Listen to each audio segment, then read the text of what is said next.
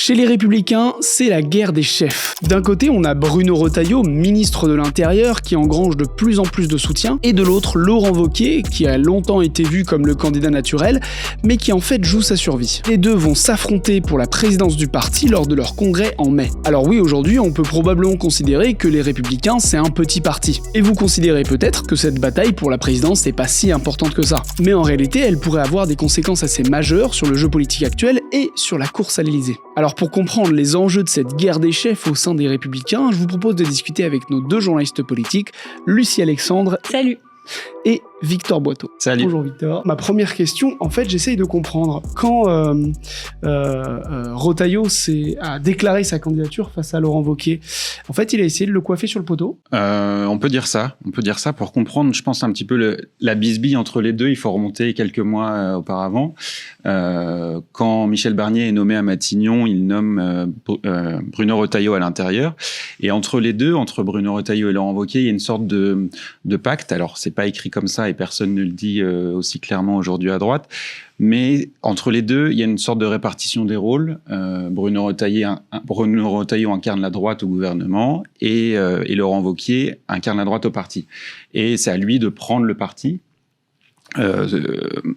dans un congrès à venir, sauf que ça se passe pas vraiment comme ça. Retailleau voit sa cote de popularité grandir au fil des mois qu'il passe à Beauvau, et Retailleau sent quelque chose, je confonds, Laurent Wauquiez sent quelque chose monter entre les deux, une concurrence, et c'est vrai que quand Bruno Retailleau se déclare candidat dans une lettre qu'il adresse aux militants mi-février, Laurent Wauquiez est un peu pris de court. Il se déclare dans la foulée d'ailleurs quelques jours après. Mais comment ça a pris de court ? C'est-à-dire que il s'y attendait pas du tout. Il s'est douté que Retailleau allait vouloir quand même se présenter, parce que Retailleau s'est déjà présenté à la présidence du parti en 2022 où il perd face à Éric Ciotti.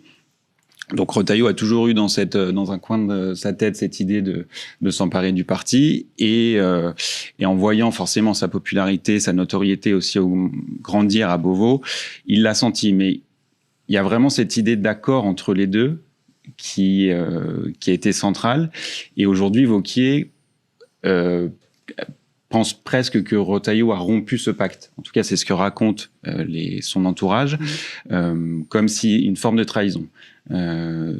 Son entourage me racontait encore il y a quelques jours qu'en novembre, Bruno Retailleau, qui est ministre de l'Intérieur, se rend en Haute-Loire pour un déplacement sur la sécurité, et il y a un aparté entre les deux, en marge du déplacement, où le ministre de l'Intérieur lui aurait dit, rapporte toujours son entourage, qu'il le soutiendrait, Laurent Wauquiez, s'il se présentait à la présidence du parti. Bon, aujourd'hui, ils sont rivaux, donc il y a quand même une tension autour de ça aujourd'hui entre les deux. Et quand Laurent Wauquiez a appris que finalement il ne le soutiendrait pas, moi j'ai lu, tu l'as dit depuis le début, il a été sonné.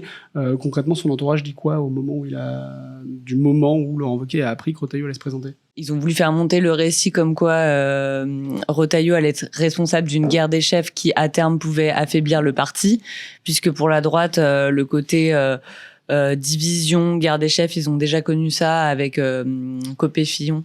Quelle année Copé-Fillon ? 2012. 2012, qui a un espèce d'épisode un peu traumatique dans le parti, parce que ça avait été très sanglant.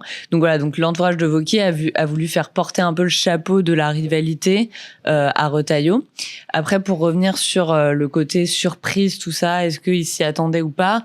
Bon, c'est toujours difficile de savoir vraiment s'il s'y attendait ou pas. Après, ce qui a pu effectivement les surprendre depuis septembre, c'est deux éléments, ce qu'on appelle la popularité de Retailleau, en dehors des histoires de sondage et tout, parce que sans élection, c'est quand même un peu difficile à évaluer.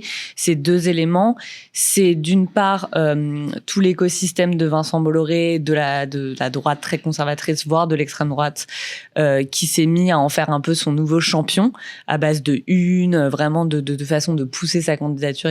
Et il a fait la une de Valeurs Actuelles, qui décrétait déjà début février, c'est le nouveau patron de la droite, quoi. Comme s'il y avait même pas besoin de faire le congrès, l'élection et tout ça. Donc eux, ils ont un peu décrété que c'était ça. Et en fait, ils aiment pas du tout Wauquiez parce qu'ils lui font pas confiance et tout ça. On connaît pas encore trop les détails de pourquoi vraiment Wauquiez a pas réussi à les séduire. Mais en tout cas, oui, ils ont fait leur choix. Et du coup, comme aujourd'hui, Vincent Bolloré et tout cet écosystème est assez puissant médiatiquement, ça a été assez visible, quoi. Ils ont vraiment fait une campagne, surtout depuis début janvier, pour Retailleau. Donc, il y a eu ça. Et le deuxième élément, qui est aussi, pour le coup, très, très surprenant, c'est le soutien dont Retailleau a bénéficié de la part du camp macroniste, qui est totalement contre-intuitif parce que il est censé être d'une droite très conservatrice sur les questions sociétales. Il est encore plus conservateur que Laurent Wauquiez, qui déjà n'est pas très progressiste.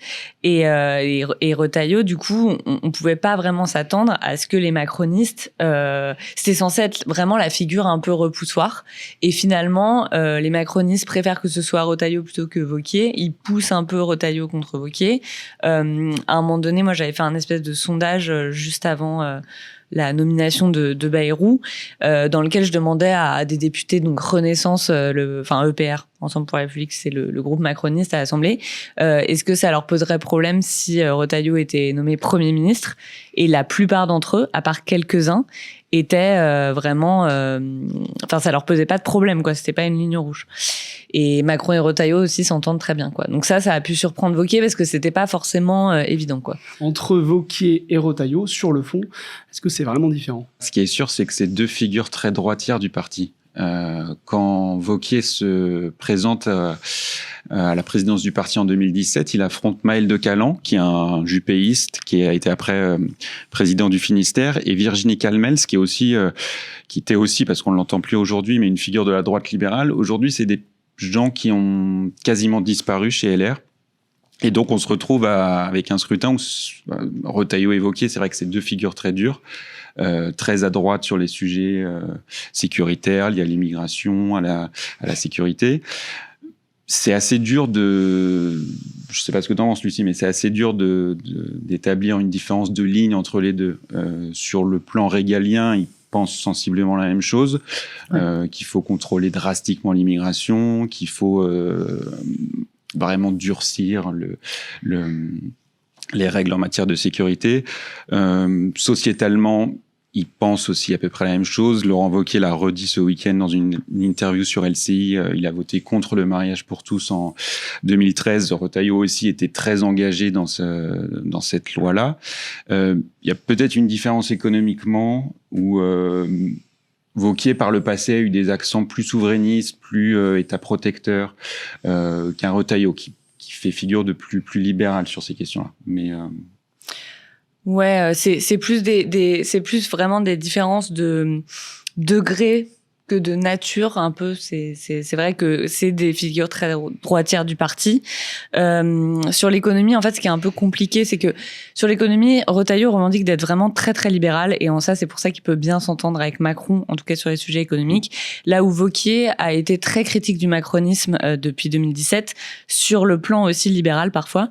Et comme il est élu d'un territoire rural, tout ça, peut-être en s'adaptant à cet électorat-là, qui est un peu celui de son bastion, il a pu à certains moments avoir des mots qui se rapprochaient un peu de la rhétorique de Marine Le Pen, sous l'angle un peu patriotisme économique, souveraineté économique, tout ça, qui est pas vraiment le vocabulaire de Retailleau pour le coup, qui se revendique vraiment du libéralisme, voire de l'ultralibéralisme. Et du coup, bon, il y a cette petite nuance, sauf que Wauquiez, ce qui est pas très clair, c'est que sa doctrine économique, elle a tendance un peu à varier, parce qu'il se rend compte que c'est aujourd'hui compliqué d'être de droite tout en ayant un discours un peu comme ça qui se rapproche du RN. Donc en fait, il a pu changer d'avis. À un moment donné, il fait une interview au Point où il dit en fait Macron, ça va, c'est pas si mal ce qu'il a fait, ce qui alimente un peu son image d'insincérité, quoi, parce qu'en fait, on sait jamais trop ce qu'il pense, et il développe des choses et après il change d'avis. Et après, juste, il y a un autre point de divergence un peu. Retailleau est plus conservateur que Wauquiez quand même dans son parcours, c'est-à-dire que malgré l'image de Wauquiez, Retailleau, il a démarré avec Philippe de Villiers comme directeur artistique du Puy du Fou en Vendée, et on raconte que son entourage est encore plus à droite que lui. Je sais pas si c'est vraiment le cas, mais en tout cas, lui, franchement, historiquement, il vient pas de la tradition sarkozyste, de la droite classique de l'UMP.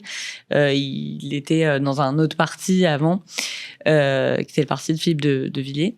Et alors que Wauquiez, paradoxalement, malgré son image dure aujourd'hui, il a démarré donc du côté des centristes, parce que au Puy-en-Velay, l'homme politique qu'il a fait rentrer du coup en politique au Puy-en-Velay, c'était Barrot, le père aujourd'hui de l'actuel ministre des Affaires étrangères Jean-Noël Barrot. Et donc c'est la démocratie chrétienne, le modène et tout ça. Et donc Wauquiez a commencé là. Et voire à Sciences Po, il était même plus proche du Parti socialiste à l'époque. Donc il a démarré au centre-gauche, puis au centre pour finir par aller à droite, quoi. Et là, c'est peut-être une différence assez nette avec Retailleau. En tout cas, c'est aussi ce que dit aujourd'hui l'entourage de Retailleau, c'est que Wauquiez a pu changer d'avis et de ligne de manière assez radicale dans toute sa carrière politique. Sur l'Europe notamment, il a eu des grands écarts assez impressionnants. Là où un Retailleau, si aujourd'hui il est toujours très dur, ça fait 30 ans qu'il dit la même chose.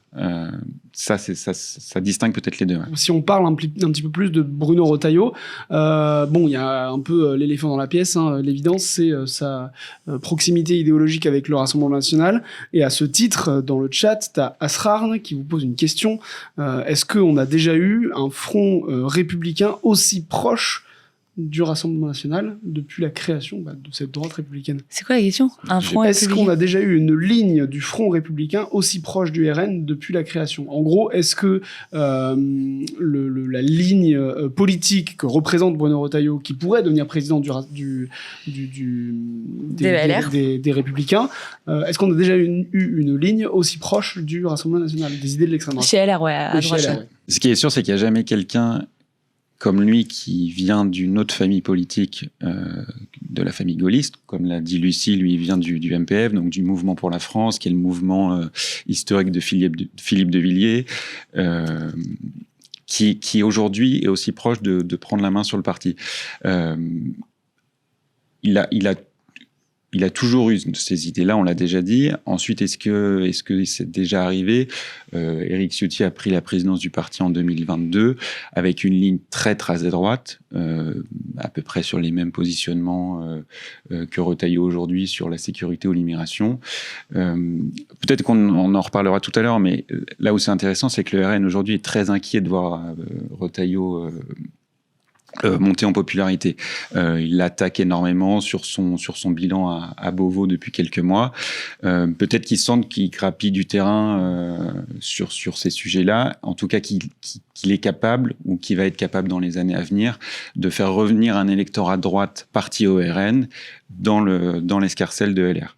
En tout cas, c'est toute la stratégie de Retailleau aujourd'hui qui théorise ça, quoi. Mais justement, tu vois, tu parlais de Éric Ciotti.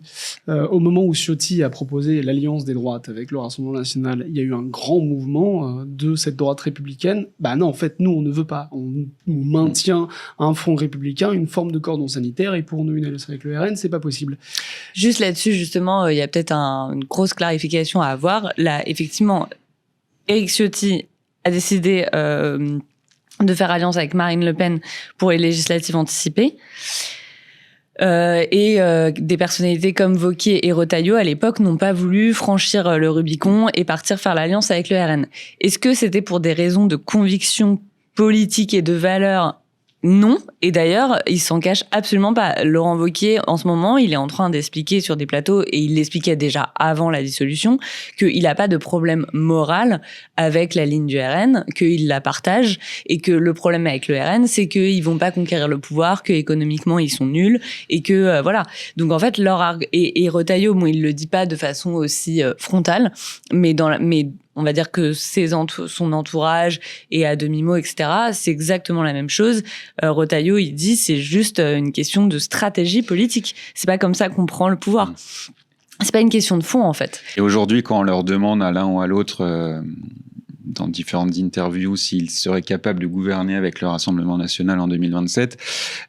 Aucun répond clairement non. Ils répondent plutôt que si alliance doit se faire, c'est entre les électeurs de droite. Ça, c'est leur grand narratif. On doit récupérer tout l'électorat de droite parti chez LR depuis 2017, donc à la fois celui qui est parti chez Macron et à la fois celui qui est au RN.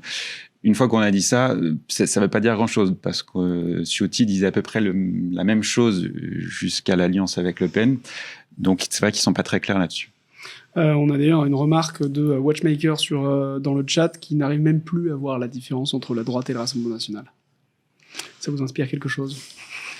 C'est une critique et un constat assez ancien maintenant chez LR qui depuis 2017 enchaîne les défaites depuis François Fillon en 2017, après avec Valérie Pécresse en 2022, les scrutins locaux, les scrutins nationaux et européens, et donc de fait, ils ont glissé sur un certain nombre de sujets vers le discours de l'extrême droite.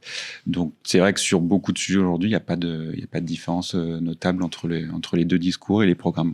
Il existe encore effectivement des différences un peu sur l'économie, puisque le RN, la ligne économique, elle est variable et globalement opportuniste aujourd'hui, puisqu'il y a deux discours qui se superposent, c'est-à-dire un discours qui est celui historiquement de Marine Le Pen, un peu destiné aux classes populaires, et Bardella qui est dans une stratégie un peu plus de conquête du patronat. Donc ils sont capables de dire sur un certain nombre de sujets des trucs complètement contradictoires. Là où LR, ils sont vraiment sur un peu cette ligne historique, libérale, liée au milieu économique, quoi.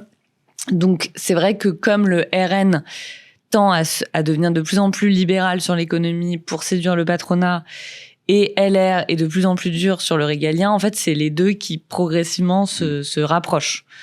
D'où le fait que effectivement Retailleau puisse être maintenant considéré comme le potentiel candidat d'un espace où les barrières sont un peu tombées, d'autant si Marine Le Pen pouvait ne pas se présenter à l'issue donc de son procès délibéré le 31 mars. Après, la droite a toujours fait la course à l'échalote derrière le RN sur les sujets régaliens. Si on remonte un peu aux années Chirac, Pasqua, les discours étaient très durs, très à droite, copier-coller à ceux du RN, parce que la droite aussi déclinait et perdait des électeurs. Celui qui stoppe ça en 2007, c'est Nicolas Sarkozy, qui commence sa campagne quelques années avant, quand il est au ministère de l'Intérieur, donc ça rappelle Retailleau, et qui assume d'aller très à droite sur un certain nombre d'aller très à droite sur beaucoup de sujets pour faire revenir à la maison l'électorat LR qui avait voté en masse pour Jean-Marie Le Pen en 2002. La droite LR essaie de faire ça depuis quelques années. Pour l'instant, ça marche pas vraiment. Il y a un truc que j'aimerais essayer de comprendre et qui fait écho à une question que j'ai vue dans le chat. Docteur Subtil vous demande: que reste-t-il de l'influence des anciens chefs, Sarkozy, Copé, Fillon, etc. Est-ce que Retailleau et Wauquiez se situent dans la continuité d'un clan passé? Ça, c'est pour la question de Docteur Subtil, mais moi, je voudrais vous ajouter quelque chose. C'est, de ce que je comprends, Wauquiez, il n'est pas hyper aimé des Républicains. Il est plus aimé de ses militants que des Républicains eux-mêmes, alors que lui, Retailleau, il est beaucoup plus apprécié des Républicains. Comment est-ce que tout ce jeu au sein des Républicains s'exprime? Juste sur la notion de popularité avant, ça va vraiment être central dans ce scrutin, parce que on l'a pas dit, je crois, on parle d'un corps électoral très réduit, 43 000 électeurs. Aujourd'hui, ça va pouvoir monter parce que le but est de faire des cartes pour faire revenir des adhérents. Ça reste un petit segment. Wauquiez a quand même gardé des accroches avec le parti, donc avec les militants qu'il a toujours vus. C'est dur aujourd'hui de dire s'il est vraiment aimé ou pas. Ce qui est sûr, c'est que Retailleau, lui, il y a un effet Retailleau indéniable, parce que c'est assez simple, le militant LR a besoin de voir un chef, a besoin de voir dans des médias quelqu'un de droite parler fort sur plein de sujets comme c'est aimé. Ensuite, sur les barons, Wauquiez, quand tu parles des barons, donc c'est les barons des Républicains, donc on parle de Fillon, Sarko, etc. C'est ça? C'est ça. Et d'autres cadres, députés, sénateurs ou élus régionaux. Wauquiez, il s'est mis beaucoup de monde à dos dans le parti. Ça date des années où il était président du parti, donc 2017-2019, mais même avant. Donc il a quelques soutiens, mais beaucoup moins qu'un Retailleau, qui lui peut s'appuyer sur quasiment tous les sénateurs LR, alors parce qu'il a été président du groupe LR pendant presque 10 ans.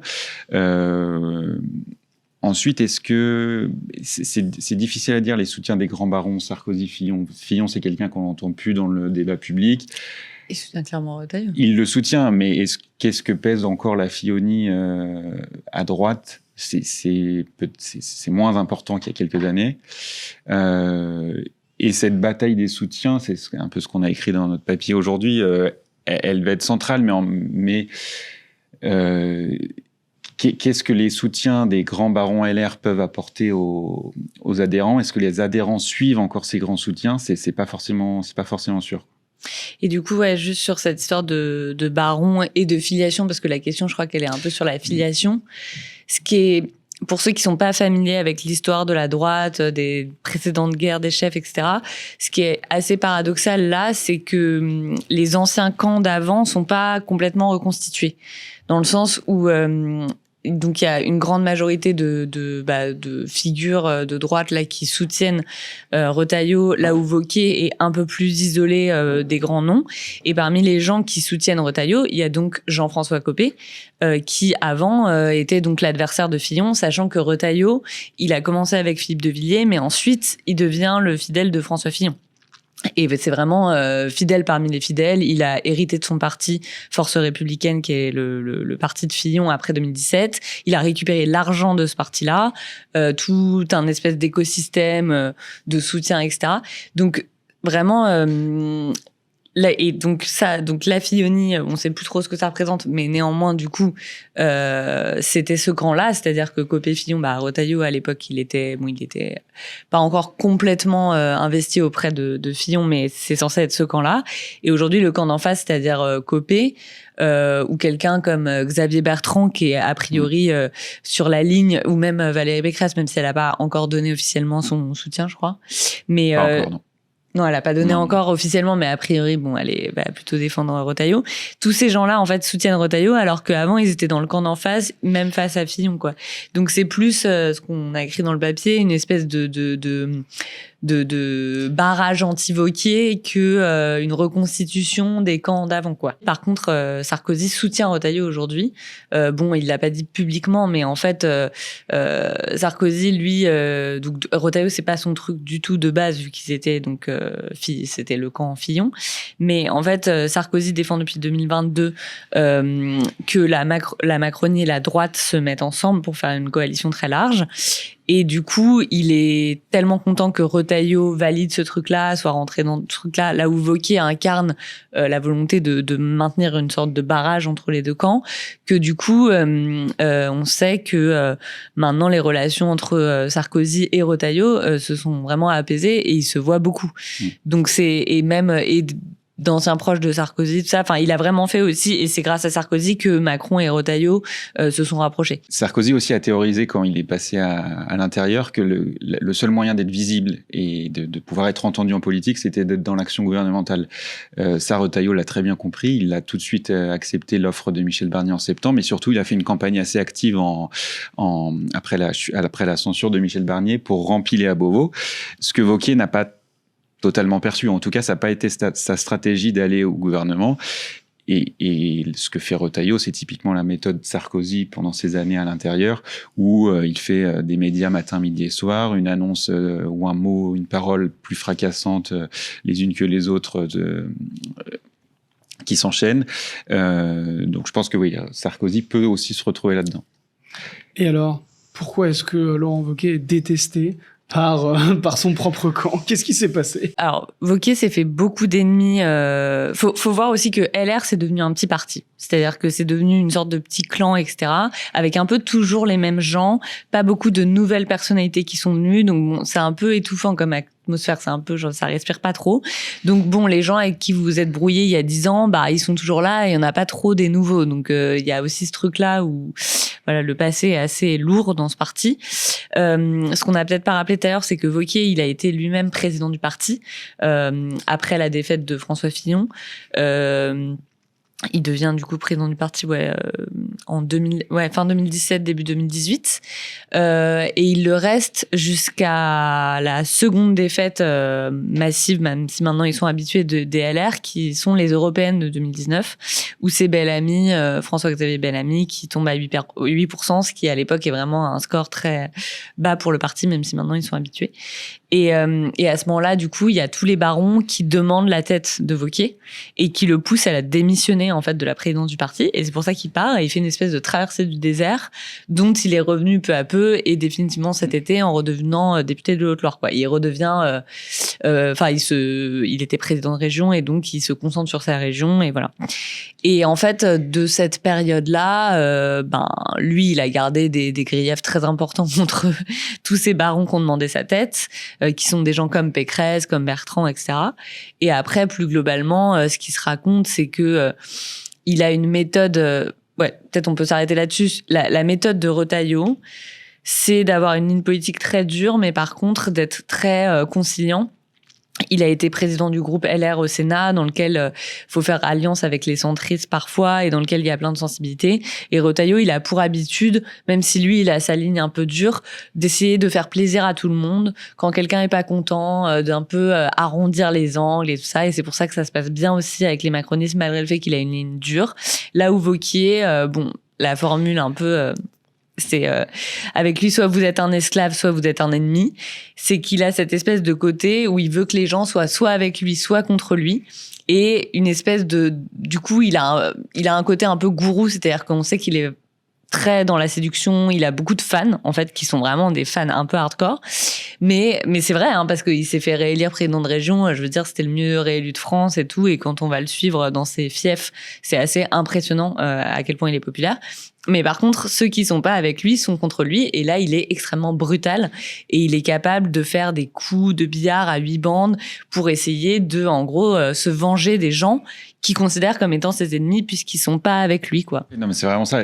La tradition, quand on s'empare d'un parti à LR, mais aussi dans un autre, surtout quand c'est un scrutin interne, c'est quand même de s'ouvrir à l'autre courant qu'on a affronté. Quand il est élu en décembre 2017, il intègre plus ou moins Virginie Calmels, donc on a déjà parlé d'elle, qui était plutôt une tenante de la ligne libérale à droite, plus ouverte sur les questions de société, etc. Il l'intègre dans l'équipe, mais très vite elle dénonce ses méthodes, elle dénonce son management, son style brutal, et il finit clairement par la limoger. Et ça, on a, à droite, tout le monde a vu un petit peu ce qu'était un Wauquiez chef. Donc ça, c'est resté. Il y a un autre épisode, je ne sais pas si vous vous en souvenez, c'est en février 2018, il me semble, où Wauquiez est invité à donner une conférence dans une école de commerce à Lyon, et où ses propos sont enregistrés et diffusés, il me semble, dans Quotidien, enfin l'ancêtre de Quotidien, et où il raconte notamment comment il se comporte dans les médias, et où il dit ce mot, on raconte du bullshit dans les médias, voilà. Et là, et il flingue des mecs aussi, mecs de... Et il flingue des mecs, il a des mots très durs contre Darmanin lui en voudra, aussi, ouais. Sarkozy aussi. Et cette image-là d'insincérité de Wauquiez, elle est jamais vraiment passée. Son entourage aujourd'hui en est conscient, et surtout ses rivaux le disent. C'est très difficile de lui faire confiance. Je voudrais relever, en parlant de Wauquiez, un commentaire qu'on a reçu dans le chat. Quelqu'un qui vous demande où est-ce qu'on en est des affaires de Wauquiez, dîner, utilisation des moyens de la région pour ses ambitions présidentielles, etc., etc. Je ne sais pas si vous avez des infos là-dessus. Je ne saurais pas dire où en sont judiciairement ces affaires. Ce qui est sûr, c'est qu'au sein de l'électorat LR, ces affaires-là ont très peu de prise. L'électorat LR, tu l'as dit, LR, c'est devenu vraiment un parti microscopique. Donc il y a vraiment plus de gens et ça glisse assez sur cet électorat-là.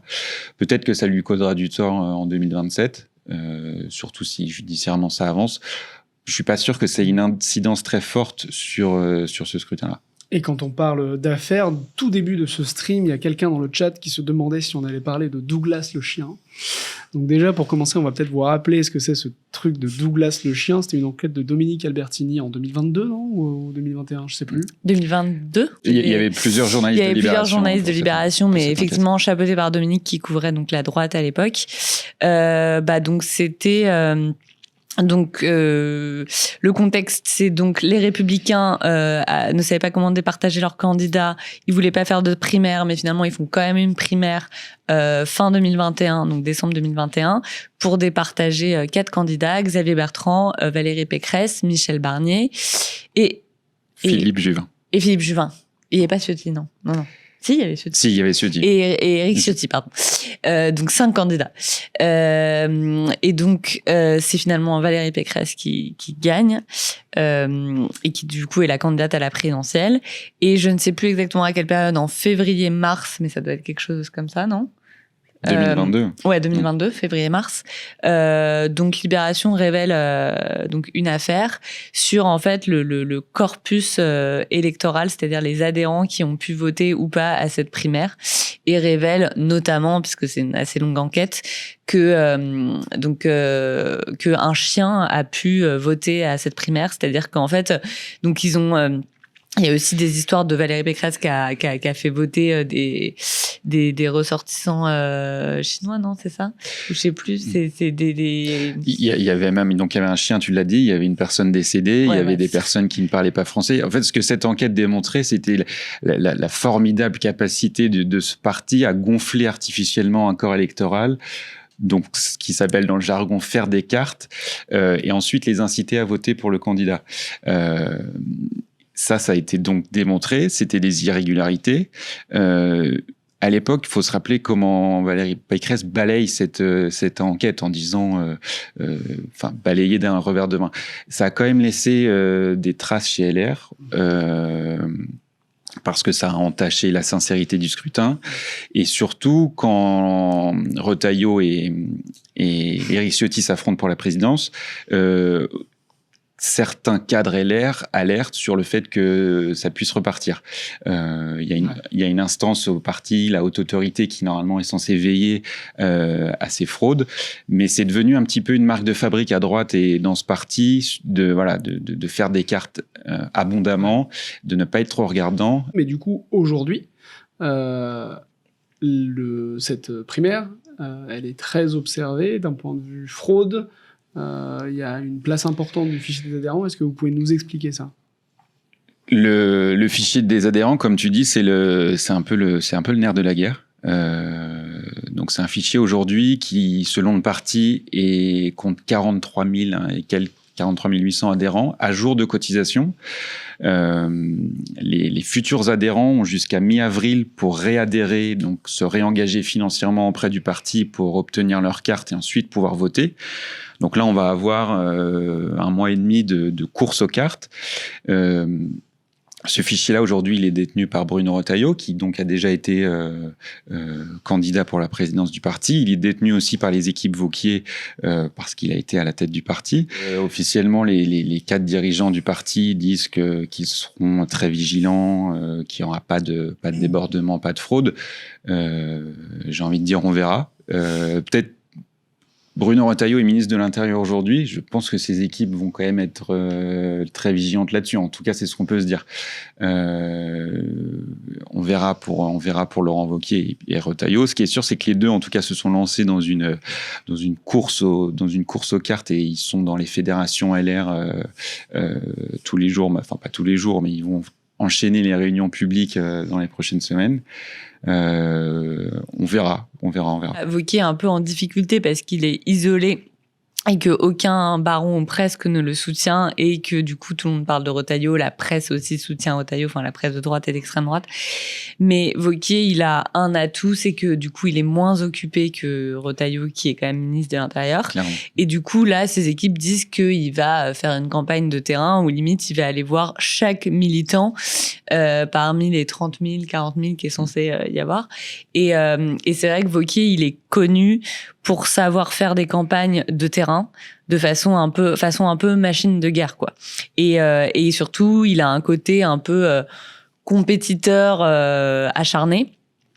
2-3 éléments biographiques sur le personnage, qui est que quand même il est major de l'ENA, premier à la grecque d'histoire, normalien, qu'il revendique d'avoir jamais perdu aucune élection sur son nom, ce qui est vrai, mais du coup ses adversaires disent qu'il ne se présente pas quand il a peur de les perdre. Ce qui est vrai aussi. Ce qui est vrai aussi, et cette fois-ci, il n'avait pas particulièrement envie d'y aller. Donc du coup, peut-être que celle-là, c'est celle qu'il va perdre, parce que c'est celle qu'il n'était pas sûr de gagner et qu'il aurait voulu s'éviter de toute évidence. Mais du coup, que ce soit du coup quand il a gagné la mairie du Puy, ou ensuite... la région, il a ce côté un peu force de frappe pour créer des gens qui lui sont fidèles, qui eux-mêmes vont être des relais d'opinion, et lui aller voir chaque personne et lui dire de le soutenir, quoi. Donc ça va être assez intéressant à voir. Dans le chat, on a Kaonashi qui dit Wauquiez-Retailleau, on a un peu l'impression de voir un remake de la rivalité Sarkozy de Villepin. Vous confirmez ? Ça voudrait dire qu'il y a la présidentielle en ligne de mire derrière pour les deux, ce qui est probable. Wauquiez, ça fait longtemps qu'il cache pas son envie d'être candidat à la présidence de la République. Retailleau ne le cache pas non plus. Il dit je n'ai pas le virus de la présidentielle officiellement, mais bon, il dit aussi colline après colline, et on verra ensuite. Ce qui est sûr, c'est que ce match entre deux hommes un peu forts ou qui prennent la lumière à droite, c'est un classique. Et en général, ça finit mal ou ça finit de manière assez violente. Et ben justement, rentrons dans ce sujet. Vous l'avez dit, les Républicains, aujourd'hui, c'est quand même un petit parti. Est-ce que cette primaire, elle peut avoir un impact sur ce qui va se passer en 2027 ? Est-ce que cette primaire, ce congrès des Républicains, va rebattre un peu les cartes du jeu politique actuel ? Bah oui, enfin c'est sûr que on l'a peut-être un peu mentionné, on peut un peu plus en parler, que ce soit le bloc central, la Macronie ou le RN, ils regardent très attentivement cette élection. Et toutes les personnalités comme par exemple Édouard Philippe qui veulent se présenter en 2027 ou qui sont déclarés sont attentives à ça. Il y a quelque chose qui vient d'arriver dans le débat public qui n'était pas trop le cas avant, qui est que certaines personnes à droite et au centre, c'est-à-dire en Macronie et chez LR, aujourd'hui ont été converties à l'idée, alors qu'avant il y avait un peu que Jean-François Copé en gros pour défendre ça et Sarkozy, qu'il fallait un candidat unique de la droite et du centre en 2027, au vu de la tripartition de la vie politique qu'on a un peu observé déjà en 2022 et qui s'est vraiment un peu solidifié lors des législatives en 2024, quoi. Et du coup, qui suppose d'avoir donc ce bloc extrême droite, ce bloc gauche, et un bloc du coup qui est celui qui gouverne actuellement, droite et centre. Et donc il y a vraiment un débat sur est-ce qu'il faut un candidat unique ou pas. Et après là, c'est vraiment un jeu un peu tectonique des plaques, quoi. Parce que toute la question, c'est si Retailleau, c'est le candidat de la droite et du centre, comme il est trop conservateur, ça va libérer un espace social-démocrate, donc en gros pour le PS et l'aile gauche de la Macronie. Mais en même temps, du coup, si c'est Édouard Philippe, il peut leur piquer leur espace et du coup, il y aura pas de la place pour un candidat social-démocrate. Enfin, du coup, tous les camps politiques sont un peu concernés et jusqu'au dernier moment, on sait un peu comment les espaces vont se configurer, quoi. Ce qui est assez paradoxal, c'est qu'on sait, on écrit en chronique depuis des années maintenant qu'LR est mort, que c'est un parti lilliputien, pour reprendre l'expression de François Hollande, et qui ne pèse plus grand-chose, mais on a quand même deux candidats qui pensent tous les deux à 2027 et qui ont quand même envie de s'emparer de cette machine partisane, parce que derrière, c'est quand même encore des élus locaux, c'est encore des financements. Ce qui est, pour l'instant, les deux disent cette élection interne n'est pas liée à 2027. Ça, c'est dans le discours très officiel, mais on sait aussi qu'à droite, il y a une tradition depuis des décennies, c'est que celui qui s'empare du parti est légitimement candidat pour la présidentielle. C'est Chirac, Sarkozy. On verra, c'est pour ça que l'élection entre les deux est quand même va être assez disputée, et surtout, chacun va y jouer assez gros. Même si ça n'empêche pas, après l'un ou l'autre, de concourir à la présidentielle sans le parti. Bon, avant de terminer cette discussion, moi je veux vos pronos. Wauquiez ou Retailleau ? Si on devait mettre une cote sportive sur Retailleau aujourd'hui, elle serait très faible. Donc j'ai plutôt envie de prendre la colle plus haute. Mais Parole aux adhérents. Ouais, non, c'est difficile de parier. Moi, j'ai l'impression que ça peut se retourner. À l'instant T, Retailleau gagne. Enfin, en l'état des choses. Après, combien de temps est-ce qu'il va rester ministre de l'Intérieur? Est-ce que dans un mois, le RN va le censurer? Ou avant, on sait pas, on est à l'abri de rien. Enfin, là, il faut comprendre aussi que la vie politique, aujourd'hui, elle est hyper instable et que les donnes changent hyper rapidement. Et que du coup, en fait, ça se trouve, d'ici une semaine, il va se passer une dinguerie ou quelque chose qui va rebattre totalement les cartes.